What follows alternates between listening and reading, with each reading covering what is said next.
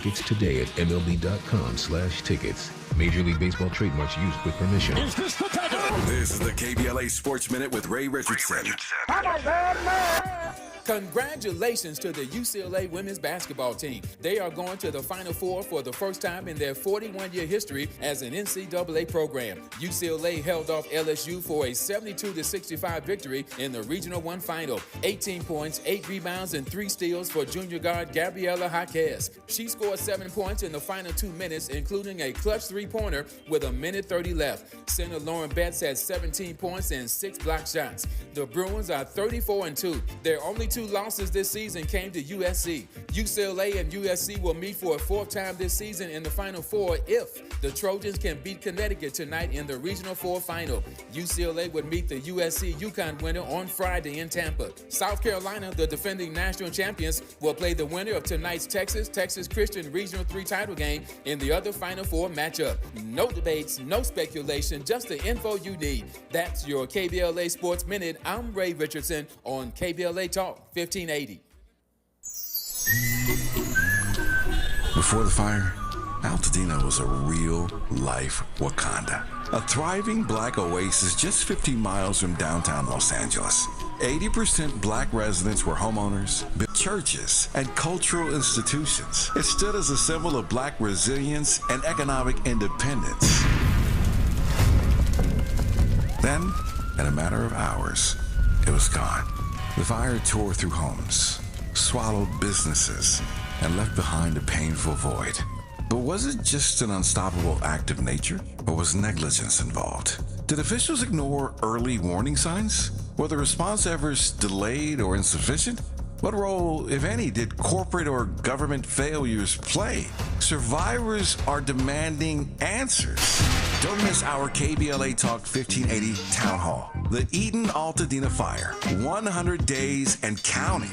On Wednesday, April 16th, 4 to 6 p.m. at the Robinson Park Recreation Center, 1081 North Fair Oaks in Pasadena. Join Dominic DePrima, Nee Cordelai Corte, James Farr, Tavis Smiley, and a panel of survivors, community leaders, and experts as we commemorate Day 100 since the wildfires flared up. And we discuss where we go from here. It's KBLA's Eden Altadena Fire, 100 days and counting Town Hall. Wednesday, April 16th, 4 to 6 p.m. at the Robinson Park Recreation Center in Pasadena. Light refreshments to follow. Admission is free, but sign-up is required at our KBLA1580.com website. This is a community call to action brought to you by KBLA Talk 1580 and Quinn Emanuel Trial Lawyers. At KBLA Talk 1580, we've got your black.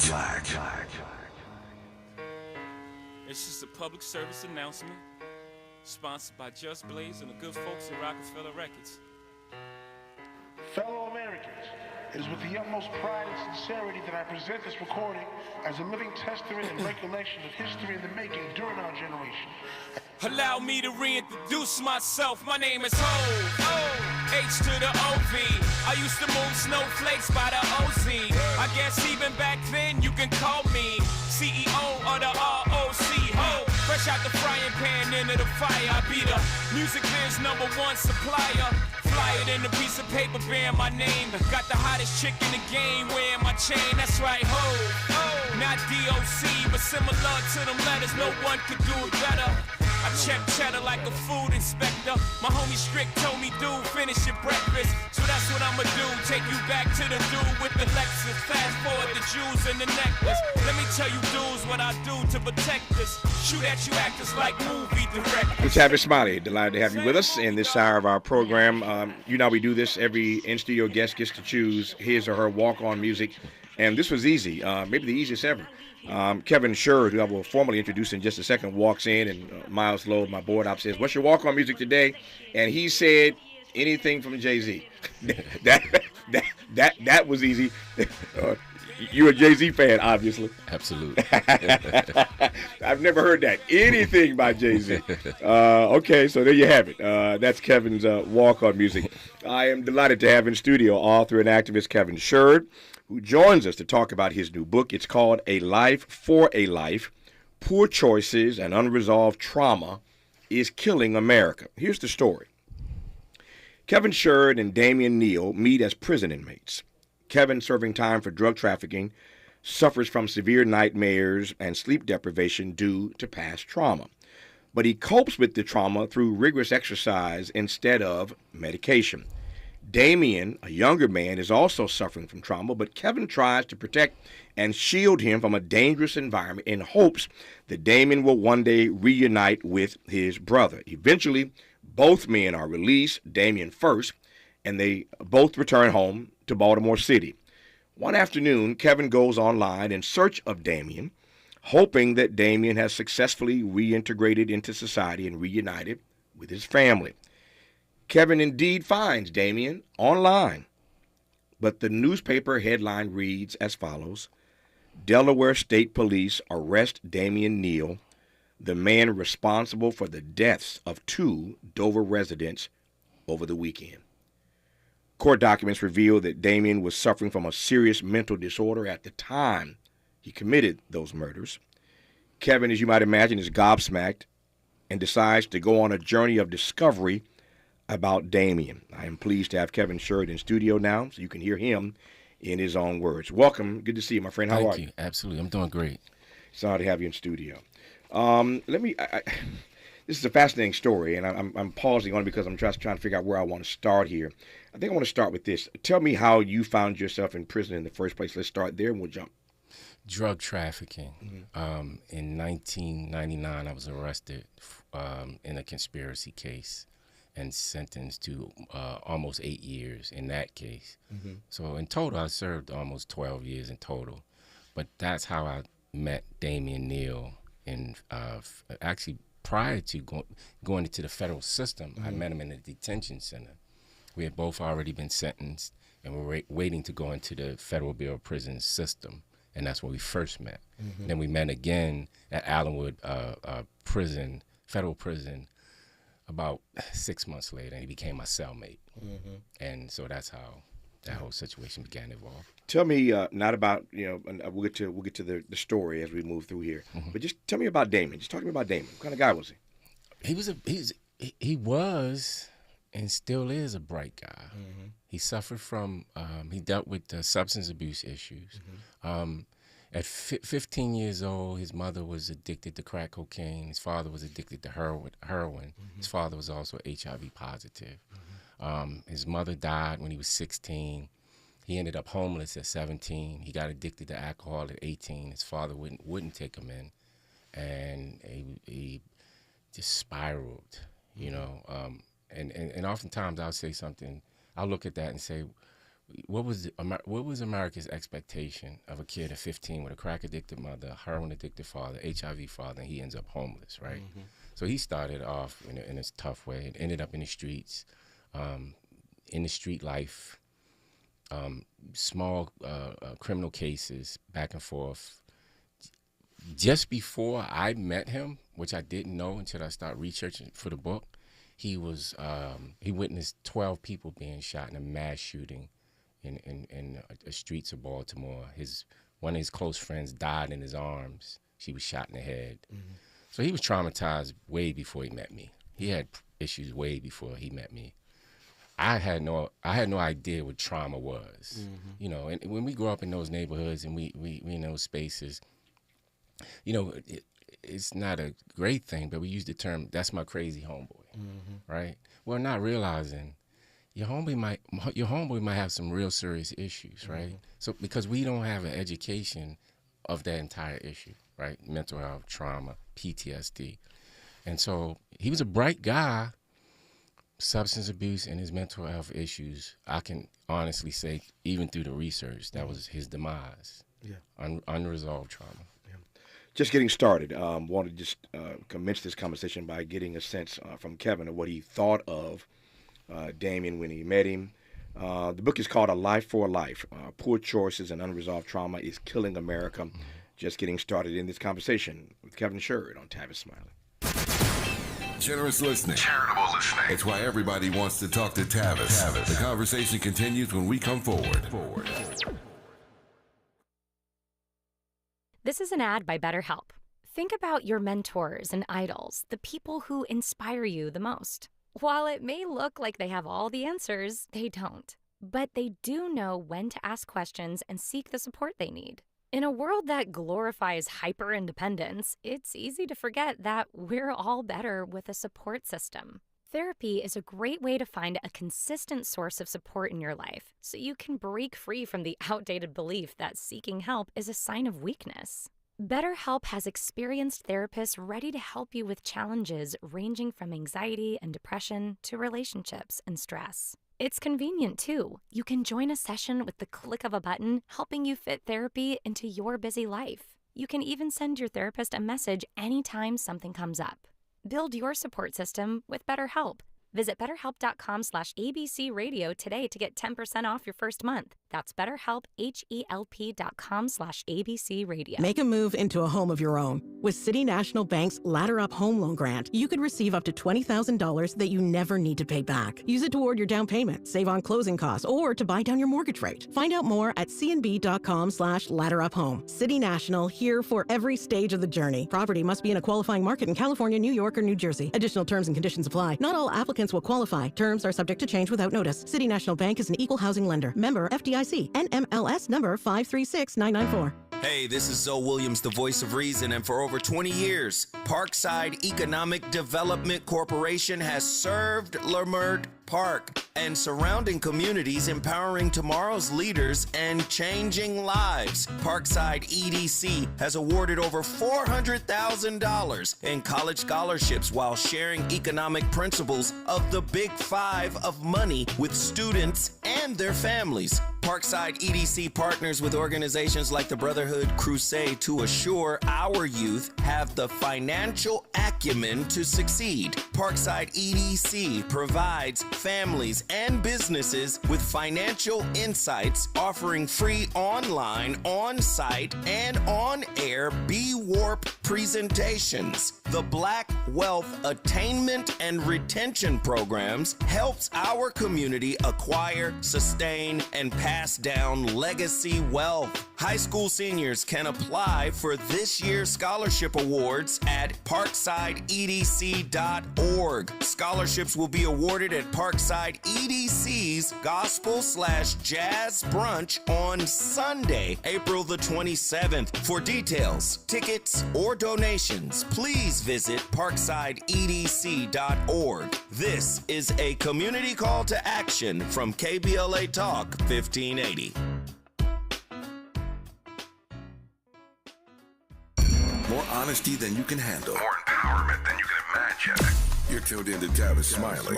Tavis Smiley and Kevin Sherry. The book is called A Life for a Life. Poor choices and unresolved trauma is killing America. Before I get back to Damien, tell me how you were coping with what you were struggling with while you were on lockdown. While I was in prison. Yeah. So that's when I really discovered education was the only way out of this mess, right? Because what was I going to do when I got back to the streets? Go back to dealing drugs? That wasn't going to work, right? I didn't want to die in the streets of Baltimore, but I also didn't want to spend the rest of my life in prison. So education, I dove into education head first. I started taking college courses in prison. I was actually tutoring in a GED program for other prisoners. A lot of them, couldn't even write English. Some couldn't speak English, but it was all about education for me. And then I actually dove headfirst into working out, running every day, because that was the only way I could sleep at night. Right? I had to exhaust myself, so I would lift weights in the morning, play handball at 12, play basketball at 5, maybe walk the track at 8. Complete exhaustion was the only way I could sleep at night. I was offered medication in the federal prison, but that's a route I didn't want to take for a whole lot of reasons. And even then I believed that it was just too easy for inmates to get medicated, right? Instead of trying to deal with whatever they was dealing with in a different way. So exercise was the answer for me. What were this trauma that you were wrestling with? These nightmares you were having. What? Tell me more about that part. The nightmares. Yeah. So as I wrote about in the book, I got into the drug trafficking business when I was 16 years old, very young age. And that it got more intense, and then by 21, I'm making $20,000 a day. A lot of violence came with that, right? A lot of encounters with violent people. I don't want to sell drugs, but I wish I could make $20,000 a day, though. Yeah, I wish I could make $20,000 a day. All right, go ahead, Kevin. I'm sorry. But in getting in things like shootouts on a constant basis. You know, oftentimes I have no idea how I'm still here. I remember bullets going past my ears so close I could hear the bullet passing by. Buzzing by. That close. Yeah. Right? Multiple times, not just once or twice or 2 times or 3 times. Yeah. So it's just a violent business, a violent world, a traumatic world. When you're in it, you're not even thinking about how it's impacting you, right? You're just trying to survive the moment and make it to the next day, right? You don't even at that young age in that type of world, you're not even thinking about what will life be like 10 years from now. You don't even know what life's going to be like 10 days from now. 10 minutes from now. 10 minutes from now. So that's how you kind of just living your life. And then you look back 10, 20 years later and all the trauma you absorbed, right? And then you again, unresolved trauma. What are you going to do with that? You're gonna smoke it away, drink it away, shoot it away. You got to do something with it, and that's when I'd realized later. Well, now therapy is the only way out. Yeah. What were those nightmares like? They were rough, man. Like and it's wild looking back now. They've only stopped like a few years back. Just always violent. I was always getting killed in a dream. There was always a knife, a gun, being thrown out of a window, off a building, just intense like stuff. But at that time, I just thought this was stuff everybody dealt with. I thought everybody from the game had stuff they were dealing with in prison. So it never dawned on me like that's something that needs to be addressed. Right? It wasn't until years later, out of prison, that a friend of mine in the mental health space spoke to me about it, and that's when the light bulb kind of went on. So the only way, as you mentioned earlier, for you to sleep was to just exhaust yourself, so you just pass out. Complete exhaustion. Yeah. Like a lot of people think guys, it's this myth guys go to prison and get buffed and get buffed and lift weights all day because they want a great body, and that could be a piece of it. A lot of it is just guys need to do something with that negative energy, right? And my guess is I probably wasn't the only one having a tough night of sleep. Yeah, for certain. Yeah, you know, it's just even thinking back, looking at it, the human brain can only take but so much. And then you got to figure out a way. What am I going to do with this? You know what I mean? Yeah. As you're talking, I'm thinking about you've seen the movie Shawshank Redemption? Yes, one of my favorite movies. Okay, so you know this movie then. One of my favorites as well, and it's on some channel every night. It seems it is. Tim Robbins, Morgan Freeman, they getting paid off that joint every night. So I know this movie well. Saw it again the other night for the umpteenth time, and as you're talking about these nightmares, I'm thinking of the scene where they all make bets when the new guys come to prison. Wow. You know the scene I'm talking about? On this first night, the new fish. And on this first night, they're making bets on who's going to break. Yeah. Who's going to lose it on the first night. Yeah. And sure enough, in the middle of the night, you hear this new fish screaming and crying and wailing and weeping. Yeah. Yeah. And they've made bets as they see him walking off the bus into the prison. Okay, I got him. He's going to break. Yeah. And so this notion of being on lockdown and just trying to navigate your way through the night and get some sleep is not something that is foreign to me. I've never been to prison, but I just think about that scene. Does that make sense? Absolute sense. Yeah. Absolute sense. And I remember that well, and actually that's one of my favorite movies. Yeah. Prison is traumatic, right? Some guys don't show it. Some guys do. Some guys show it in other ways. Some guys show it with recidivism. Some guys show it with drug addiction, alcohol addiction, more violence, right? And it shows up in those ways. But prison is especially when you're locked in situations where you're in the cell for 23 hours a day, 22 hours a day. You think of some places like Pelican Bay. There was 10, 15 years ago, it was a big conversation about why these places even exist. You still have a prison in Colorado, Florence Federal Prison, where inmates are literally underground. The cells are underground, escape-proof, 23-hour day lockdown. So the reality is 90-ish amount of guys that are incarcerated will end up back in the streets at some point in their lives. What are we going to do with that person, right? What is our expectation of that person? Do we expect that person that's been in a box literally for years to just pop right back into society and fit in, right? So the system it needs to be overhauled, and and I'm not taking away anything from responsibility, right? You commit a crime, there's a price to pay for that, right? But the price shouldn't be losing your insanity, right? Losing your sanity is actually becoming insane. Yeah, I take your point. Yeah. So tell me what you were. Damien becomes your cellmate, as you mentioned earlier. Yes. Tell me, he was younger than you, of course. Yes. Tell me what were you trying to protect Damien from on the inside? You know what? First and foremost, he would often get into arguments about BET and the favorite rapper with other inmates and who was the best, Kobe or LeBron, right? Always. Yeah. But in a prison where guys are serving 50 years, 60 years, and 45 years, that can be problematic, right? And so I would have conversations with him because they got nothing to lose.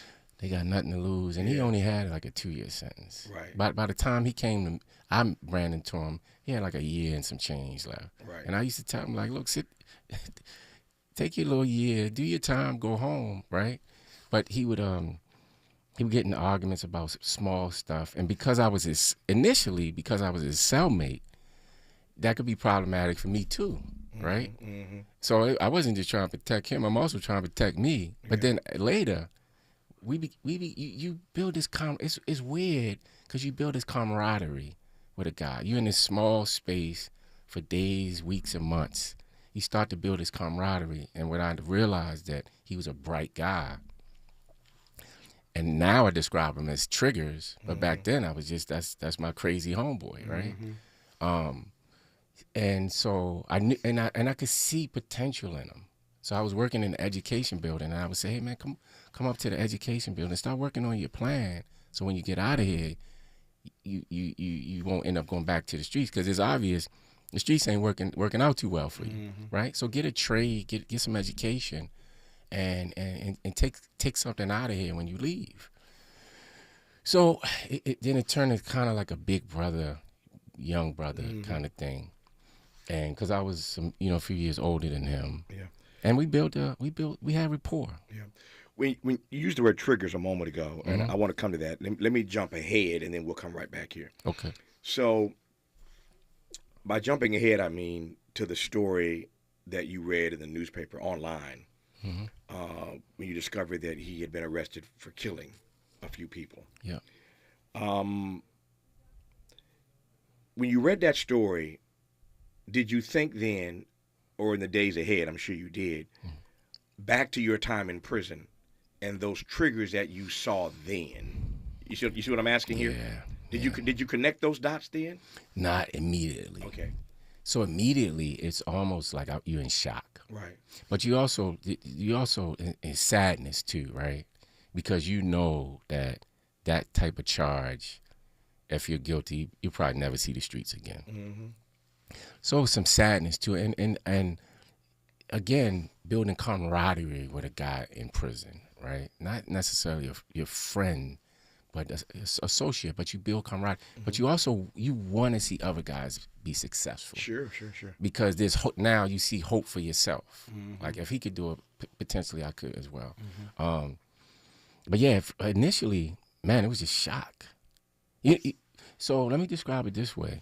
I was writing my first book at the time, and I could not remember his real name. Excuse me. Yeah, his real name, because we used to call him Soul. And while I was writing that first book, it hit me. Oh, Damian Neal. And I Googled him. And initially, I thought I had the wrong name. These articles kept popping up about a double murder in Delaware. First, I'm thinking, Delaware. No, he's not in Delaware. He's in Baltimore. That's not the guy. Secondly, your mind is blown. And then just to answer your question, it took a while for all of that to settle in and me to start going back, like the triggers. And I remember the anger on small situations. And even as I dove further into the case, I learned even more. Because I ended up, I really just turned into a journalist on this whole journey of 10 years of writing this book, and ended up getting an interview with the prosecutor for the book. And I got even more background, and yeah, it's a sad situation. But it's also sad for the victims too, because 2 people lost their life, and they had children, they had families too. But yeah, it was just a tragedy all the way around. Yeah. I want to pivot here once again, so just forgive me for this. But since you mentioned it, the writing piece, we talked about your being on the streets. We talked about you having bullets buzz by your ear, by your head. We talked about you being in for drug trafficking. What did this writing thing come from? It seems so out of place. I'm glad you did, and I'm glad this book is out. A Life for a Life: Poor Choices and Unresolved Traumas Killing America. We'll get back to the book in a second here, but just tell me, in prison, before prison, after, where did this writing thing come from? So 2 things distinct, right? In federal prison, I was working in an education program. And I remember a Colombian inmate came to me with a letter from a judge, and he said, "Poppy, could you read this for me?" And I read the letter for him, and it's actually the judge was asking for more materials regarding his case. So I read the letter for him, and I said, "Well, you have to respond to the judge. This is what he's saying." He said, "Well, Poppy, I don't know how to write. I don't know how to." So he paid me to write the letter, right? Like 10 cans of mackerel or something like that, something crazy. Sardines, I can't even remember. It was cans of something. Yeah. And I wrote the letter. Right. Short time later, he came back with the response. "Poppy, here's the letter from the judge." And so I ended up writing another letter, and he paid me again. And then one day he bought like 3-4 Dominican friends. "Poppy, they need legal work." I'm telling you, man, this is like Shawshank Redemption. Remember the movie? Yeah. Remember this? Tim Robbins does it first for the warden. It's real. And then all these officers start lining up. It's real. He's doing everybody's taxes. Remember this? It's a real thing. They line up, man. Yeah. And these guys needed responses and to courts and stuff. And I already had a bunch of buddies that literally lived in the law library. Yeah. I had one guy that actually put a case to the Supreme Court, a crack cocaine case. He actually got relief from the Supreme Court on that case. But the law library was like, man, you couldn't wait. Yeah. It's crazy. It's like you couldn't wait to get to the law library. Hold that thought. I'm starting to understand better now how this writing thing came to be. He starts out writing letters for Colombians and then Dominicans. He's like I said, he's like Andy Dufresne in Shawshank Redemption. Put a pin in that. We'll continue this conversation with Kevin Sherb when we come forward on Tavis Smiley. Why does Tavis say when we come forward? Because he's not going back. And you don't have to go back either. Forward ever, backward never. More of Tavis Smiley when we come forward. Forward.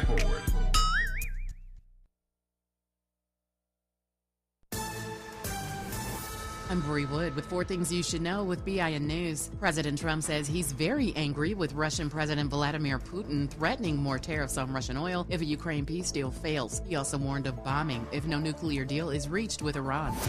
Elon Musk threatened Black Representative Maxine Waters after she suggested deporting Melania Trump during an anti-Doge rally. Waters criticized President Trump's attempts to end birthright citizenship. Musk warned Waters on social media about her alleged crimes, despite her having no criminal record. A new poll shows half of parents with adult children financially support them, contributing an average of $1,500 per month, mainly for groceries. A Savings.com report surveyed 1,000 U.S. adults. And Atlanta rapper Young Scooter, real name Kenneth Edward Bailey, died after trying to escape police responding to a call about gunshots and a woman in distress. He suffered a serious leg injury while jumping a fence. Police say there were no officer-involved injuries. Get BIN News on demand 24/7 on the iHeartRadio app. Since the dawn of baseball, countless players have heard the call of destiny. Witness the heroes of the game in ballparks nationwide. Get your tickets today at MLB.com/tickets. Major League Baseball trademarks used with permission. This is the KBLA Sports Minute with Ray Richardson. Congratulations to the UCLA women's basketball team. They are going to the Final Four for the first time in their 41-year history as an NCAA program. UCLA held off LSU for a 72-65 victory in the Regional 1 final. 18 points, 8 rebounds, and 3 steals for junior guard Gabriela Jaquez. She scored 7 points in the final 2 minutes, including a clutch three-pointer with a minute 30 left. Center Lauren Betts had 17 points and 6 block shots. The Bruins are 34-2. Their only 2 losses this season came to USC. UCLA and USC will meet for a 4th time this season in the Final Four if the Trojans can beat Connecticut tonight in the Regional 4 final. UCLA would meet the USC-UConn winner on Friday in Tampa. South Carolina, the defending national champions, will play the winner of tonight's Texas Christian Regional 3 title game in the other Final Four matchup. No debates, no speculation, just the info you need. That's your KBLA Sports Minute. I'm Ray Richardson on KBLA Talk 1580. A new day is on the horizon. Behind every great moment in history, there's a woman whose story went untold. This March, KBLA Talk 1580 celebrates the trailblazers who changed our world. From Rosa Parks to Constance Baker Motley, from Katherine Johnson to Kamala Harris, these are the voices that broke barriers, challenged limits, and reshaped America. Join us all month long as we honor the women who dared to dream, fight, and lead. KBLA Talk 1580, amplifying women's stories that inspire generations.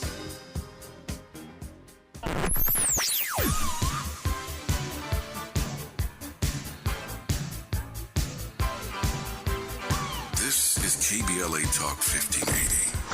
Talk radio that's music to your ears. We're unapologetically progressive. KBLA Talk 1580. KBLA Talk 1580 is pleased to announce that, like George and Wheezy, Well, we're moving on now. Earlier this year, we were named as semifinalists for the American Climate Leadership Awards 2025. Wait for it. Wait for it. You ready? KBLA Talk 1580 was recently selected as one of 10 finalists being considered for this prestigious award. Hundreds of organizations, institutions, and even cities were nominated in the selection process. But KBLA Talk 1580 has made it to the finals. You're invited to watch live on Wednesday, April 16th. At 10 a.m. Pacific, 1 p.m. Eastern, 12 p.m. Central, as Eco America announces the winner and the runner-up, awarding over $200,000 in prize money. To watch live, just go to ecoamerica.org to register and attend the online ceremony. That's ecoamerica.org. Don't miss the presentation of the American Climate Leadership Awards 2025, Wednesday, April 16th, and wish us luck. Caring about the climate, caring about the community, changing the conversation. We're KBLA Talk 1580, and we've got your black.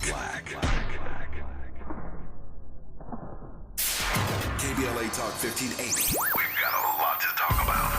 KBLA Talk 1580, connecting you with services and solutions. The Autopsy Initiative provides a second autopsy free of charge for victims' families who have lost their loved ones due to a police-related death. The services offered through the initiative include the completion of a second autopsy, disclosure of preliminary findings, and a final autopsy report. A police-related death is when an individual is harmed by police officers using deadly force, which results in an individual's death. Police-related death includes in-custody deaths, including those that arise during contact with law enforcement officers during arrest, pursuit, booking, transport, or incarceration. The Autopsy Initiative has a team of board-certified pathologists on call. An autopsy request may be completed by anyone with a close relationship with the victim, which may include the victim's spouse, partner, relative, close friend, or lawyer. To request a free second autopsy for a victim of police violence, please visit knowyourrightscamp.com. That's knowyourrightscamp.com. Then click on Autopsy, then click on Request. At KBLA, we believe in justice for victims of police violence. We say their names, and we don't black down. This is a community call to action from KBLA Talk 1580. Helping to make you the most knowledgeable person in your circle of friends. This is Tavis Smiley. Tavis, Smiley, and Kevin Sherrod. The book is called A Life for a Life, Poor Choices and Unresolved Trauma is Killing America. Pleased to have Kevin Sherrod in studio. Watching my time is getting away from me now. Let me just ask, when you read about the murders that Damien had committed, and you decided to go, as I said, on a discovery journey. What was it that you were looking for? What did you want to learn about Damien? You knew the guy. He was your cellmate. But this headline of him killing these people in Dover was so arresting, which I can only imagine. To use your word, it was shocking for you. But you decided to go and search to understand the backstory here. What were you looking for? This might sound crazy, but initially, I didn't believe he did it. Okay. Right? I just could not wrap my arms around that guy killing two people. I just couldn't wrap my arms around it. But then the more and more I dug into the case, by then, again, this was a 10-year journey. Right. So by then, I had learned how to, researching for my other books, I had learned how to just do research, right? And then while doing legal work in prison, I knew how to contact a court and get documents. So I started getting documents from the court. I built a rapport with the court clerk in Delaware, which is a really small court in Dover. And I would get the case and I would read, and then at that point I realized, like, no, he's the guy for sure. But I don't know, man. I think I had a therapist speak to me later on about that same thing and told me she believed, in her opinion, is some survivor remorse, right? That I survived the situation, and he didn't survive the situation. But then a short time later, I was able to get an interview. Well, I got documents that he was dealing with a mental health issue. Because it was a double murder, he was looking at a capital, he was looking at the death penalty. So the judge had to order a mental health evaluation and assessment. And it was through the mental health evaluation and assessment that I was able to read that whole history about mother being crack addicted, father being heroin addicted, and the mental health toll that it took on him through his life in the report that was ordered by the judge only because he was looking at a death penalty case. And so I learned more about the mental health. And then I had a friend who was a psychologist. And it was these words, PTSD and trauma and unresolved trauma, they were all foreign to me. So I had a guy define, what does it mean? And I actually interviewed him for the book to break down what unresolved trauma mean, PTSD mean. So I was also getting an education myself. The other track to that was that one day while I was writing my first book, I was writing about a scene where I was in a shootout, and a vision came where I remember seeing kids with backpacks on running, and that hadn't came to me in over 20 years, and tears started flowing down my eyes. So I went, and a friend of mine who's in mental health space, a licensed clinical social worker, I told her about it, And she said, you might be dealing with something called PTSD. It's like, what is PTSD? What is that? Mm-hmm. You should see a doc. You should see. I said, what am I going crazy? She said, no, you're not going crazy, but you need to see somebody. Mm-hmm. And that was my first step into getting meeting a therapist. Yeah. It didn't go well at all. And I talk about that in the book. Mm-hmm. But then later I went back into therapy and got therapy myself. Yeah. I'll put a pin in that for a second. I want to come back to the therapy because it is a great story in the book, and I want you to share it with the audience in a second here when you say it didn't go well the first time. But before I get to that, I heard this. Obviously, the audience heard it, and I want to just come back to it right quick here. How do you process that whatever mental health issues Damian Neal was dealing with, even with the triggers that you saw when he was your cellmate in prison, how do you process that none of this gets diagnosed until and only because he's facing a death sentence? Yep. And in that moment, a judge steps in and orders a mental health evaluation. But it took all of that before Damian gets diagnosed. How do you process that? Because to my mind, if that had been diagnosed early on, you see where I'm going here, right? Yeah, exactly. Damian might not have snapped and killed a couple of people. Yeah. But how do you process that? That we don't discover this mental health disorder until he's facing the death penalty. And that's another part that led me to just continuing with this project and wanting this project to get out in the world, right? With the hope of it could lead to a conversation about policy change. So what you just talked about can be addressed because it's a tragedy all the way around. Yeah. His life is gone. 2 people's lives are gone. All those folks both of them had kids and families. Sure.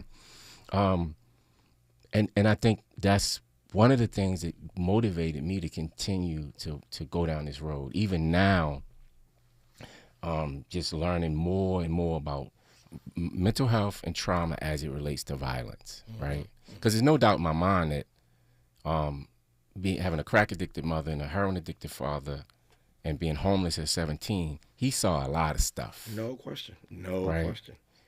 And unresolved. Then he began to drink, which absolutely. That's called self-medication, right? There you go. Yeah. There you go. Self-medication, and that's what we don't want from our people. We don't want our people self-medicating because we already know what that's going to lead to, right? But policy changes that could take a look at some of this stuff, right? Adverse childhood experiences, or what we call, also ACEs, right? It's a list. You can go online and take the test. If your mother was crack addicted, your father was heroin addicted, you were sexually abused, you experienced violence as a child, you saw violence as a child, you were homeless as a child, you can go down a checklist, right? Those folks, people that are exposed to that have a high probability of ending up in prison, ending up addicted to drugs, or ending up just cannot get their life back on track. It's spelled out. So we already have the answers. So why aren't we utilizing this data in our communities to heal and build and support our communities in a much better way? We know the stigma in the Black community is big, and it a lot of people won't get any treatment or won't seek counseling because of the stigma attached to it, right? We got to figure out a way to get past that, right? Because too many people are dying, too many people are ending up in prisons. When we come forward, I want the audience to hear that therapy story. It's kind of funny to me, but I'll let Kevin Sherry tell the story about how his first therapy session did not go so well, and a few other things I want to cover with him. The book is called A Life for a Life, Poor Choices and Unresolved Trauma is Killing America. The author, Kevin Sherry, is our guest right now on Tavis Smiley. Hope, agency, dignity. This is Tavis Smiley. Can you dig it? Come on! We asked seniors how to prevent Medicare scams. My best advice, if you get a phone call, do not talk to the person. These people are well trained. Don't talk to them. They don't know me. They're just trying to scam me. Don't be fooled. Hang up. Just hang up. Never give out your Medicare number. They're going to get your number to put in a false claim. If I get a call from someone, I don't pick up the phone, and should I pick up the phone and they ask for information, then I hang up. How do you detect Medicare fraud? Just like I check my credit card statements, I check my Medicare statements monthly. Scammers can get a hold of your number, order medical devices through your account, and you're not even going to know about it if you don't look at your statement. Check your statement every month. If you get your statement and you see something that you know you did not have done, you report it. Call your senior Medicare Patrol. To report Medicare fraud, call the Senior Medicare Patrol at 855-613-7080. Texting privacy policy and terms and conditions posted at textplan.us. Texting enrolls for recurring automated text marketing messages. Message and data rates may apply. Reply stopped, opt out. Individual results may vary. Consult a doctor prior to use. You've lost so much weight. How'd you do it? I got medical treatment for weight loss through Zelty and lost 50 pounds. I struggled for the longest time, but Zelty makes it easy and affordable to get weight loss treatment 100% online. Zelty providers can prescribe FDA-approved weight loss medications clinically shown to help people lose weight, like Wegovy, Zepbound, and others. I've heard those medications can help you lose weight, but aren't they expensive? Zelty can help get the medication covered by insurance, so it's as little as $0 a month. What if you don't have insurance? No problem. Zelty may be able to help you get other GLP-1 medications for 80 to 90% off the price of name brand medications. I'm ready to start losing weight. How do I get started with Zelty? Just text. Text SUNNY to 200-300 to get started today with Zelty and see if weight loss medications like Wegovy and Zepbound are right for you. Don't wait. Text now for a link to your exclusive offer. Text SUNNY to 200-300. That's SUNNY to 200-300. SUNNY to 200-300. At Exquisite Family Mortuary, we know how overwhelming it can be planning a meaningful farewell for your loved one. Secure your peace of mind by calling Charlotte White at 323-577-5562. That's Charlotte White at 323-577-5562. From traditional funeral services to memorials to direct cremation, pre-needs, and more. Call Charlotte White at Exquisite Family Mortuary for Southern hospitality in Southern California. That's Charlotte White at 323-577-5562. Exquisite Family Mortuary is located nearby in Inglewood, California. Exquisite Family Mortuary, where your loved one becomes our loved one. Made fresh daily in Leimert Park, Los Angeles, California. You're listening to Tavis Smiley.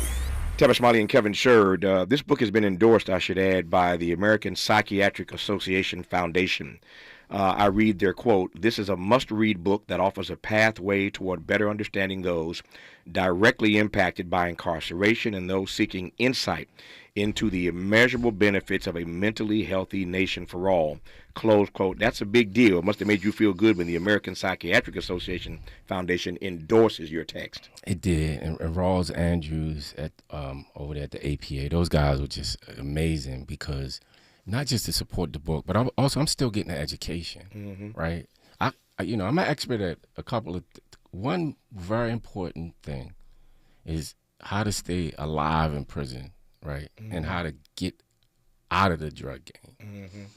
But so I'm by no means am I an expert around the issue of mental health. So having these guys as supporters and having them helping me understand this issue has been like just tremendous. Yeah. To what do you? I want to get to this therapy story in a second here. To what do you attribute? You talked earlier about survivor's remorse. Yes. Damien didn't quite make it. Yeah. You're thriving, and y'all were in the same cell. Yeah. To what do you attribute the fact that you were able to get out and stay out? That you've not become a recidivist? I think a couple things, man. I'm also the child of an addict, right? And so. And then witnessing what I witnessed through those years, starting at 16 years old with substance abuse and seeing how it could just ravage your life.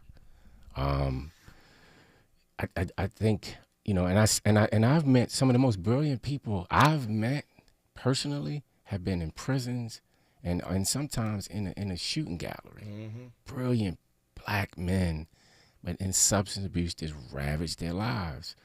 And I think Damon getting addicted to alcohol with all this other baggage that he was carrying. Mm-hmm. And I think, well, I don't think, he was binge drinking the night before the murders.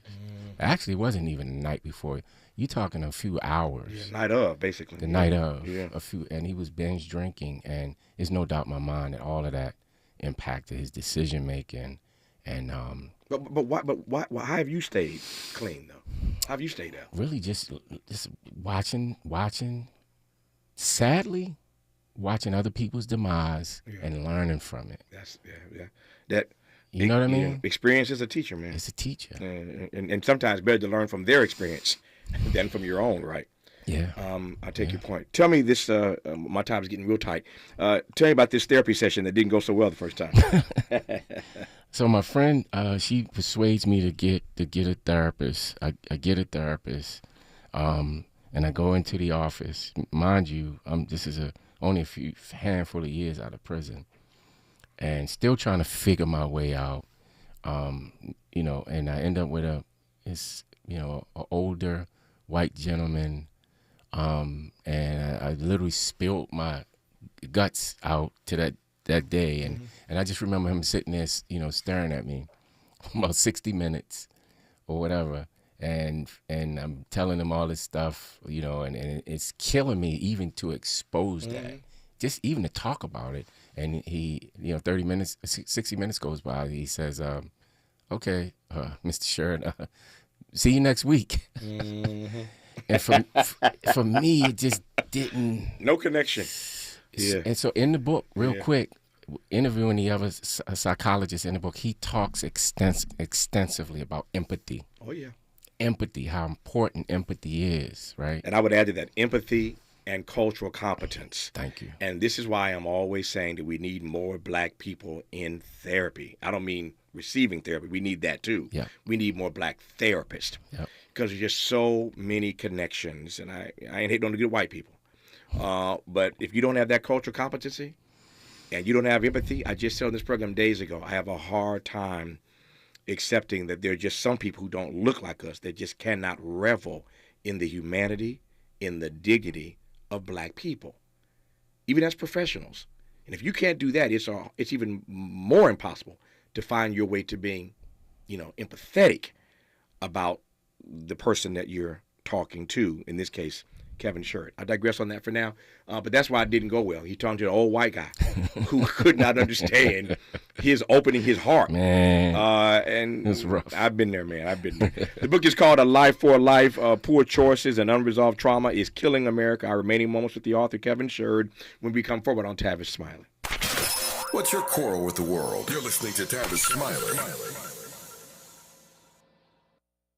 Robinhood Gold members can now enjoy the VIP treatment, receiving a 3% IRA match on annual retirement contributions. With Robinhood Gold, the perks of the high net worth are now available for any net worth. The new gold standard is here with Robinhood Gold. To receive a 3% boost on annual IRA contributions, sign up at Robinhood.com/gold. Investing involves risk. 3% match requires Robinhood Gold $5 a month for 1 year from first match. Must keep funds in IRA for 5 years. Go to Robinhood.com/boost. Robinhood Financial LLC member SIPC. Gold membership is offered by Robinhood Gold LLC. If you're like me, 60 and retired, making ends meet, especially here at the supermarket and drugstore, is tough. I'm so blessed to have found benefitscheckup.org. It's a free and confidential website from the National Council on Aging that connected me to $1,200 a year in programs that help pay for food, medicine, utilities, and more. Maybe it can help you. benefitscheckup.org.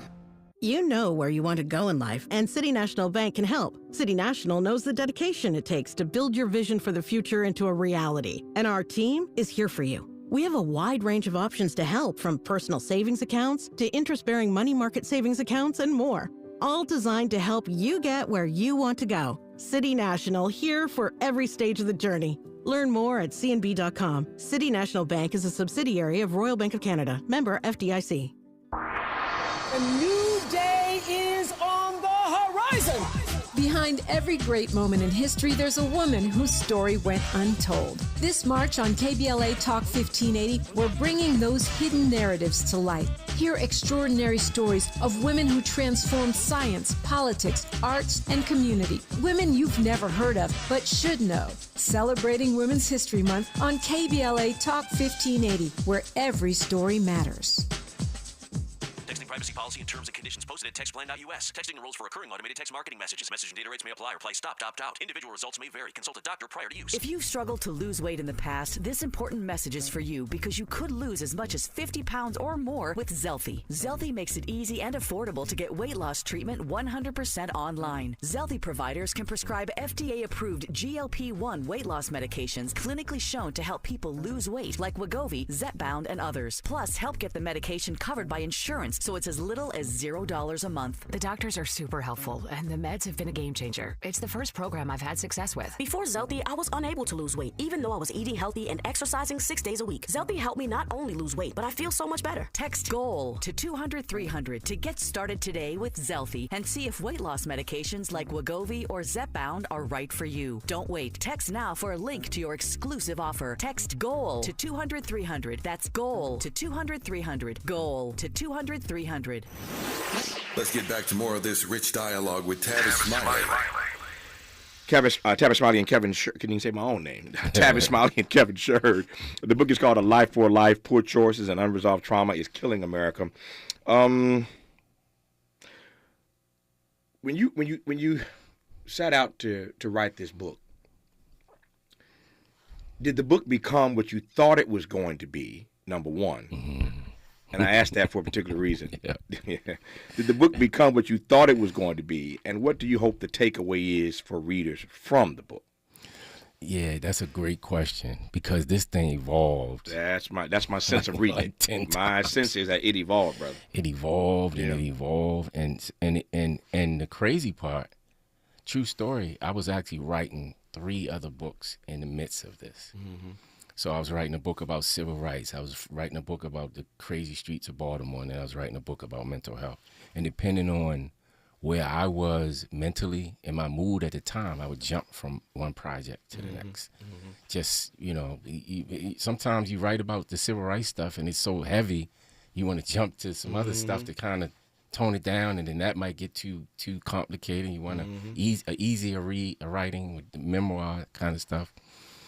So it certainly didn't start off this way, and it certainly didn't end up where I wanted, or it didn't end up where it started. What I want people to do is 2 things. I want this book to become a tool for folks in leadership to look at as for policy change, putting more licensed clinical social workers in prisons to help guys heal and get better before they hit the streets, right? But then, and then also, just the average Joe, the waiter, the teacher, the doctor, the police officer, the maintenance man, to look at this book and see some things that they can relate to, and make some decisions about their own life. Do I need therapy? Does my child need therapy? Does my cousin need therapy? Does my mother need therapy? But I wanted to have an impact to get people to move. And whatever that movement is, they got to determine that, right? Yeah. The book is called A Life for Life, Poor Choices and Unresolved Trauma is Killing America. The book is authored by Kevin Sherd. And again, I've sort of just scratched the surface of what he discovered when he started researching about his former cellmate, Damian Neal, who had murdered a couple of people. It's an arresting story, and I recommend it to you. Again, it's called A Life for Life, Poor Choices and Unresolved Trauma is Killing America. The author is Kevin Sherd. Kevin, thanks for the book. Good to have you on this program. Thank you. Appreciate it. When we come forward, a conversation with a noted attorney and social impact entrepreneur, George Fathery III. He's the guy that got the land back for the Bruce's Beach family, and now he's working on a project called the Black Land Lost Narrative Archive Project. We'll talk to George Fathery III in studio when we come forward on Tavis Smiley. KBLA 1580 Santa Monica. I'm Bree Wood with 4 things you should know with BIN News. President Trump says he's very angry with Russian President Vladimir Putin threatening more tariffs on Russian oil if a Ukraine peace deal fails. He also warned of bombing if no nuclear deal is reached with Iran. Elon Musk threatened Black Representative Maxine Waters after she suggested deporting Melania Trump during an anti-Doge rally. Waters criticized President Trump's attempts to end birthright citizenship. Musk warned Waters on social media about her alleged crimes, despite her having no criminal record. A new poll shows half of parents with adult children financially support them, contributing an average of $1,500 per month, mainly for groceries. A Savings.com report surveyed 1,000 U.S. adults. And Atlanta rapper Young Scooter, real name Kenneth Edward Bailey, died after trying to escape police responding to a call about gunshots and a woman in distress. He suffered a serious leg injury while jumping. Since the dawn of baseball, countless players have heard the call of destiny. Witness the heroes of the game